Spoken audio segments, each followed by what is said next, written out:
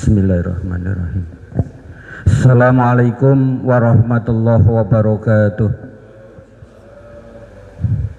Bismillah, alhamdulillah wa syukurillah wa nikmatillah, la khawla wa la quwata illa billah, amma ba'du. Hadaratal muqtaramin, jamaah sholat subuh Masjid Baitus Salam rahimakumullah.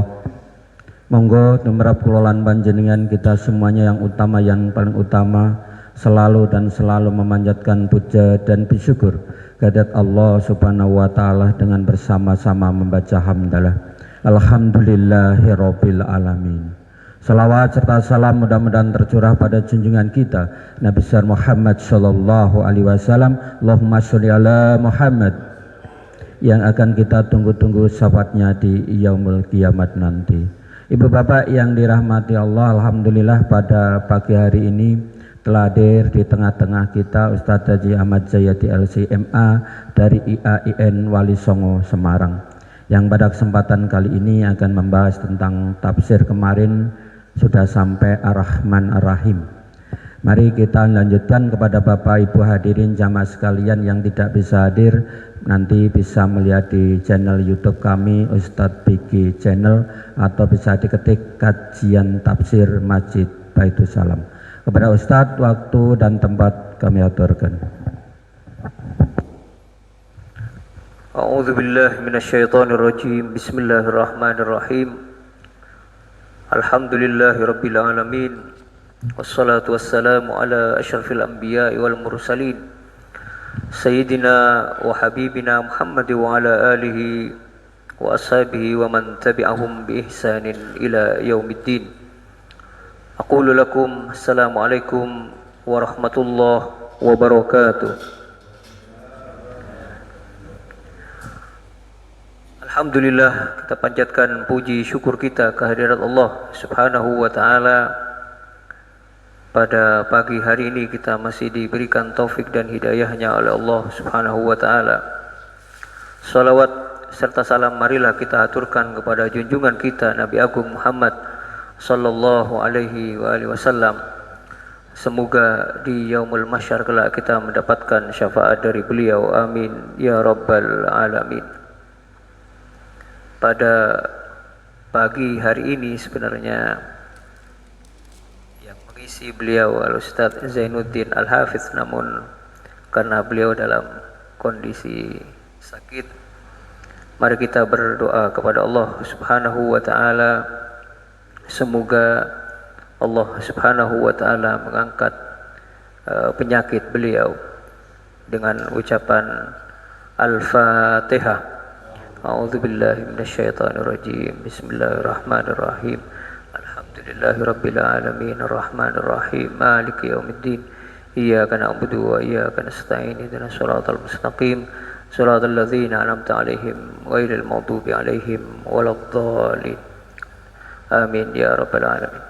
Semoga dengan bacaan Al-Fatihah yang kita bacakan, Allah Subhanahu wa taala segera menyembuhkan beliau. Amin ya rabbal alamin. Sebagaimana biasa, sebelum kajian tafsir, saya ingin melanjutkan pembahasan tentang tafakkur ya. Kemarin pada pertemuan yang sebelumnya saya menukil sebuah riwayat dari Rasulullah sallallahu alaihi wasallam, bagaimana Rasulullah dalam hidupnya selalu bertafakkur terhadap Al-Quran, terhadap tanda-tanda Allah, terhadap ciptaan-ciptaan Allah Subhanahu wa ta'ala. Makanya di dalam agama itu adalah kewajiban untuk bertafakkur kepada kaum mukminin ya. Tafakkur dalam ayat-ayat Allah, kaitannya dengan Al-Quran, apa yang kita baca setiap hari ya, bukan hanya sekedar dibaca, tetapi bagaimana merenungkan isi Al-Quran, bagaimana ingin merenungkan isi Al-Quran, yaitu dengan thalabul ilm ya, dengan kita mempelajari tentang ayat-ayat Al-Quran, tentang surah-surah Al-Quran yang ada di dalam Al-Quran.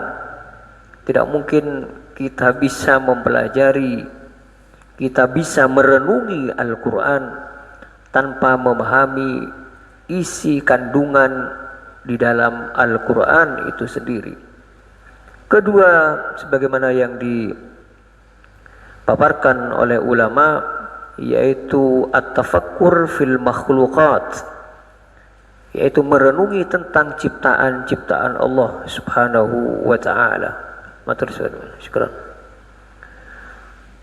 Pergantian siang dan malam, ciptaan Allah yang begitu agung itu, jika kita tidak pernahkah kita ya dalam kehidupan kita pernah merenungi pergantian siang dan malam, kejadian-kejadian apa yang ada dalam alam semesta ya. Itu juga perlu dalam perenungan kita. Kemudian terhadap diri kita juga sama ya. At-tafakkur fil anfus, tafakkur kepada jiwa kita, diri kita, cerminan hati kita ya. Pernahkah kita dalam kehidupan kita merenungi tentang aib kita, kekurangan kita yang sering mungkin kita selalu menjaga atau selalu mengurusi aib orang lain. Ini yang terjadi pada diri kita ya. Alih-alih untuk merenungi tentang aib pada diri kita, dan itu merupakan kewajiban kita sebagai seorang muslim ya, adalah bagaimana kalau kita ingin sampai kepada kesempurnaan jiwa itu, maka selalu harus merenungi tentang keadaan diri kita dalam satu hari. Apakah perbuatan yang kita lakukan diridhoi oleh Allah, ataukah perbuatan kita justru banyak berbuat maksiat kepada Allah Subhanahu wa ta'ala. Terkadang kita sibuk mengurusi orang lain ya, sibuk mengurusi aib orang lain. Tidak hanya dalam kehidupan sosial, bahkan dalam kehidupan agama pun kita selalu mengurusi orang lain. Kita mengurusi ibadah orang lain, mengurusi keyakinan orang lain, bahkan sesama kaum muslimin ya. Padahal Rasulullah sallallahu alaihi wa alihi wanti kita, wala la tattabi'u awratahum. Jadi jangan kalian mengikuti aurat. Istilahnya Rasulullah menggunakan istilah dengan aurat, yaitu jangan kalian mengikuti celah, keburukan, aib yang dimiliki oleh orang lain ya. Itu salah satunya tafakkur kepada jiwa kita, bagaimana seorang muslim untuk selalu melihat tentang keadaan dirinya. Tafakkur fi azabillah wa iqabih, bertafakkur tentang azab Allah ya, siksaan Allah ya. Apa yang akan terjadi pada diri kita nanti kelak ya. Kemudian juga bertafakkur tentang rahmat Allah, tentang rezeki Allah, tentang nikmat-nikmat yang telah diberikan Allah kepada kita. Makanya Al-Quran ya mewanti-wanti kita. Salah satu dari kewajiban kita untuk selalu merenungi makna kandungan Al-Quran. Allah berfirman dalam surah An-Nahl ayat ke-44, wa anzalna ilaika dzikra litubayyina lin-nasi ma nuzzila ilaihim wa la'allahum yatafakkarun. Apa kata Allah di dalam surah An-Nahl ayat ke-44? Dan kami Allah menurunkan kepadamu wahai Muhammad, litubayyina lin-nas, supaya engkau menjelaskan kepada manusia. Jadi Quran bukan hanya dibaca, bukan hanya dihafalkan. Walaupun keutamaan ya membaca, menghafal Al-Quran itu luar biasa, tetapi poin yang sangat lebih penting adalah, makanya Allah mengatakan kepada Rasulullah, litubayyina linnas, supaya engkau menjelaskan kepada manusia kandungan Al-Quran, isi Al-Quran, manuzzila ilaihim, apa yang diturunkan kepada mereka dari Al-Quran, wala'allahum yatafakkarun. Dan di akhir ayat Allah berfirman, dan supaya mereka bertafakkur, ya, merenungi dalam isi kandungan Al-Quran yang ada pada Al-Quranul Karim, ya. Kemudian di dalam surah Al-Hasyr ayat ke-21 ini yang mencerminkan tadi tentang tafakkur dalam Al-Quran, ya, bagaimana seorang muslim harus merenungi kandungan Al-Quran, isi Al-Quran, apa yang ada dalam Al-Quran, ya.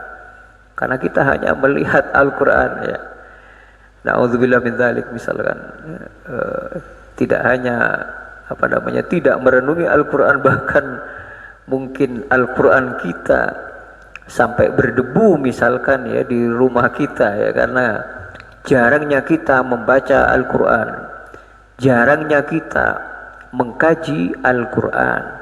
Salah satu faedah atau manfaat kita mempelajari tafsir ini, ya, bapak-bapak dan ibu-ibu sekalian, supaya kita betul-betul bisa memahami pemahaman kandungan Al-Quran. Jadi luar biasa, ya. Jadi kedatangan bapak-bapak dan ibu-ibu, ya, ke majelis-majelis Al-Quran, ya, majelis-majelis seperti ini, ya, itu menandakan kita ada himmah, ada ghirah, ada keinginan yang betul-betul untuk apa, bapak-bapak dan ibu-ibu sekalian, untuk mengamalkan Al-Quran dengan mempelajari kandungan dan isi Al-Quranul Karim, ya. Allah berfirman di dalam surah Al-Hasyr ayat ke-21, "Lau anzalna hadzal Qur'an, ya, ala jabalin la ra'aitahu khashi'an mutasaddian min khasyatillah." Apa firman Allah? Andaikan kami menurunkan Al-Quran, kata Allah, ya, di atas sebuah gunung, la ra'aitahu khashi'an mutasaddian, niscaya engkau akan melihat gunung, ya.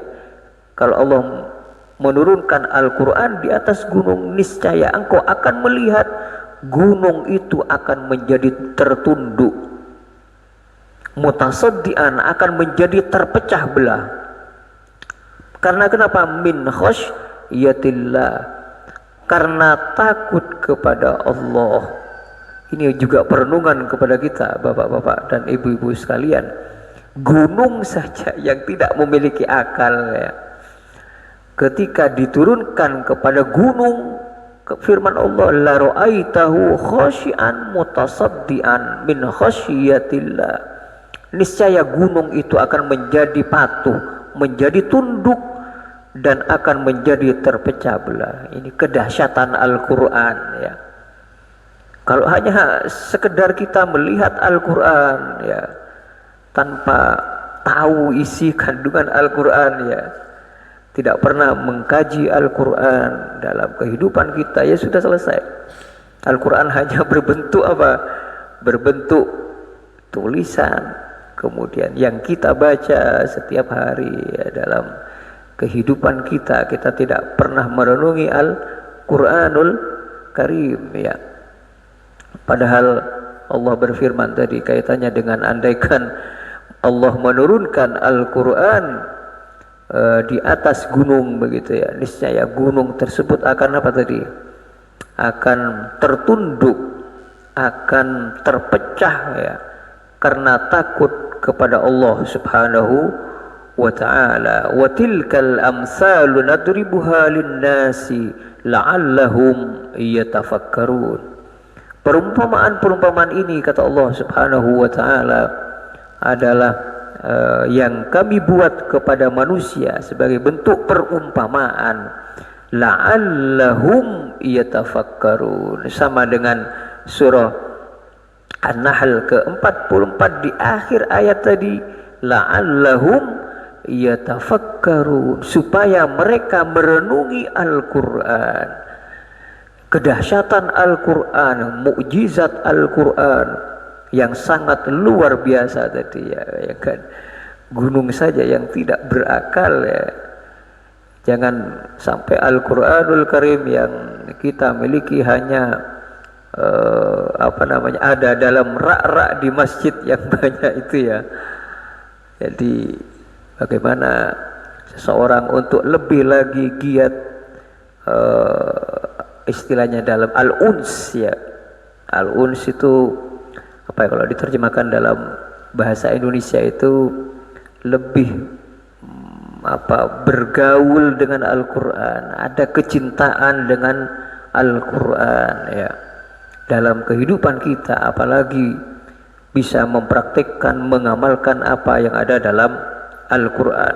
Dalam sebuah riwayat ya, An Muhammad bin Wasi rahimahullah diceritakan anna rajulan minal Basra rakiban ila Ummi Dzar.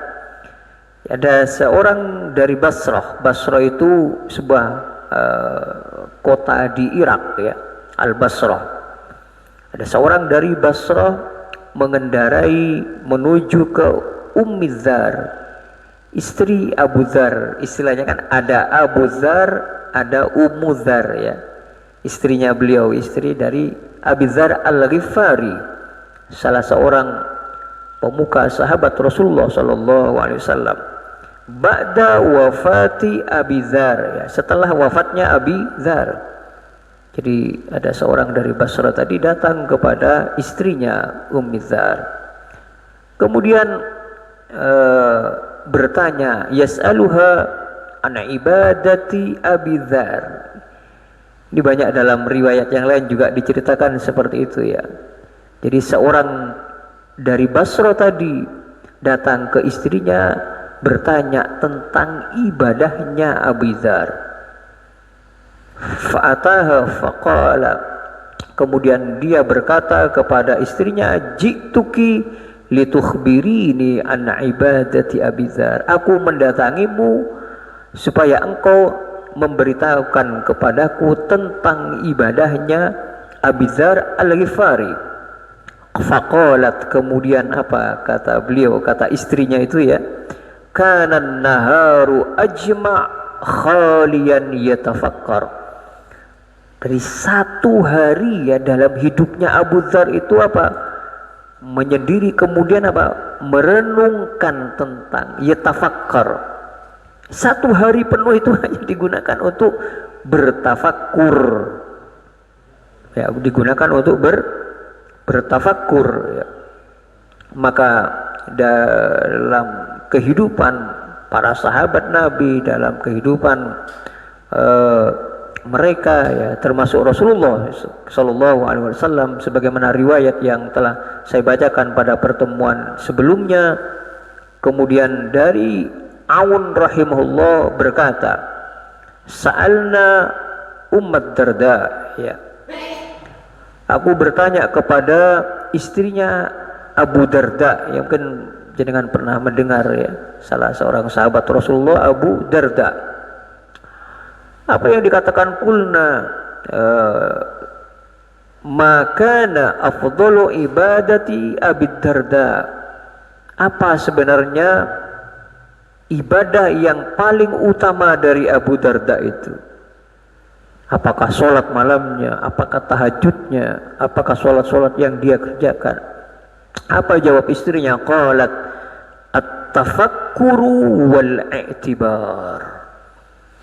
Jadi ibadah yang paling utama kata istri Abu Darda yaitu tentang tafakkur dan i'tibar, mengambil pelajaran.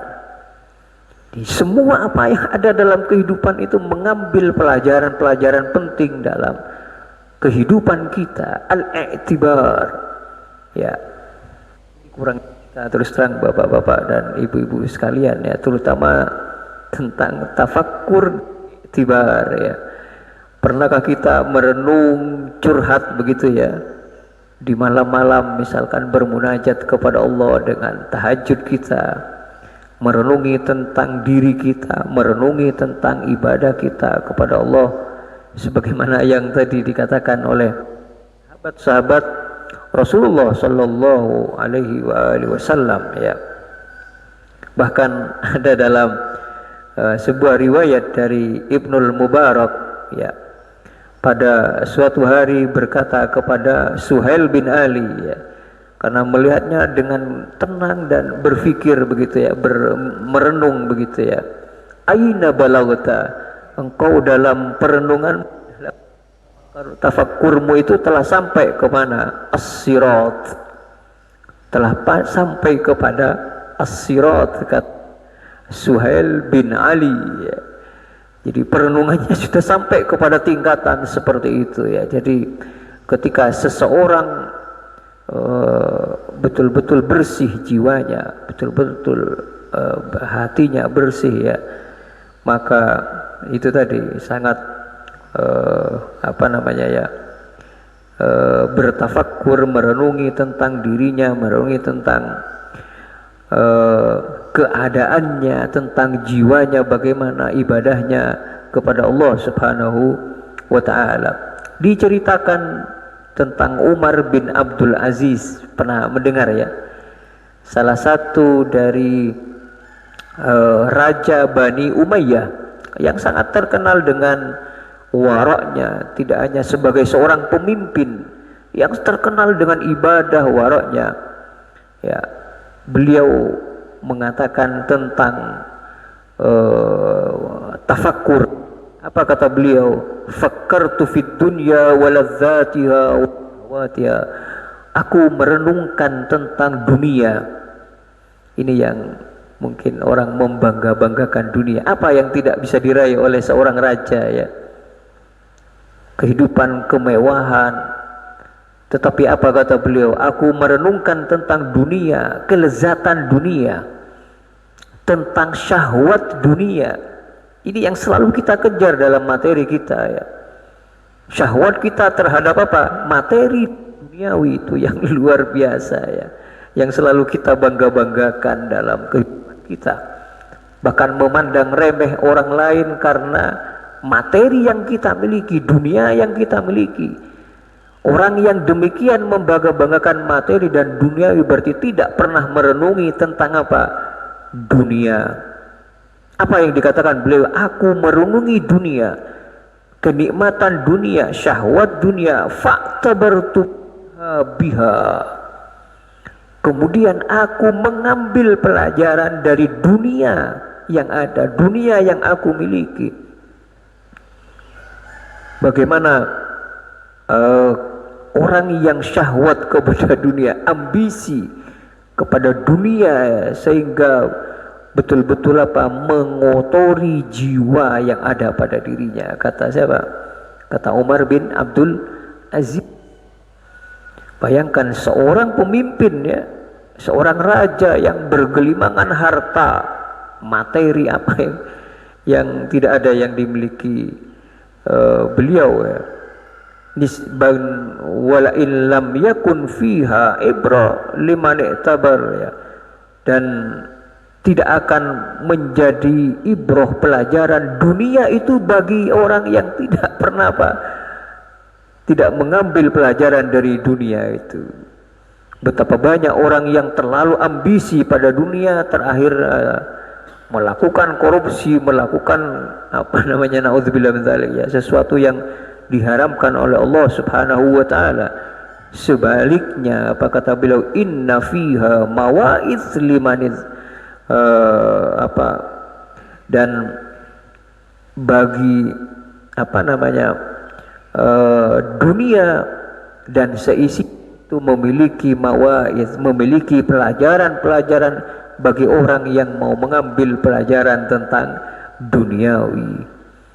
Dalam sebuah riwayat yang lain dikatakan, ini yang luar biasa, ya, dari seorang Umar bin Abdul Aziz. Dalam sebuah riwayat dikatakan, jama'a fuqaha'u wa ulama'ahu kulla lailatin Beliau selalu mengumpulkan ulamanya, mengumpulkan fuqahanya setiap malam. Ya, setiap malam mengumpulkan fuqahanya, mengumpulkan siapa? Orang alim ulama setiap malam liyudzakirul maut, hanya untuk mengingatkan tentang al-maut, tentang kematian ya. Jadi pelajaran-pelajaran tentang mati, apa sih kematian itu? Liyudzakirul maut wassirat, tentang sirat bagaimana keadaan di akhir nanti bagaimana, wal hisab, tentang hisab dan lain sebagainya. Setiap malam diceritakan dalam riwayat itu, supaya orang betul-betul mengambil pelajaran. Tetapi kebanyakan kita, terutama ya kita sendiri ya, sangat jarang untuk bertafakur gitu ya, tentang kehidupan al-maut, tentang kematian, tentang hisab. Kenapa? Karena dekatnya kita kepada dunia materi yang kita hidup ini ya. Jadi orang menganggap tidak penting, yang penting sudah ya. Kenapa? Terlalu dekatnya dengan duniawi, dengan materi yang selalu kita banggakan dalam kehidupan kita. Jadi tidak ada lagi iktibar bagaimana pergantian siang dan malam begitu ya. Karena nilai-nilai ya, yang ada pada tafakur itu sudah tidak ada lagi pada dirinya. Ya, insya Allah pada pertemuan yang akan datang kita akan membahas kembali faedah-faedah tentang tafakur. Tadi sekilas tentang riwayat, ayat dan kehidupan para sahabat Rasulullah Shallallahu Alaihi Wasallam dalam kaitannya tentang pentingnya bertafakkur dalam kehidupan kita ya. Kita melanjutkan. Baik Bapak Ibu yang dirahmati Allah, dengan demikian selesailah sudah kajian tafsir pada pagi hari ini.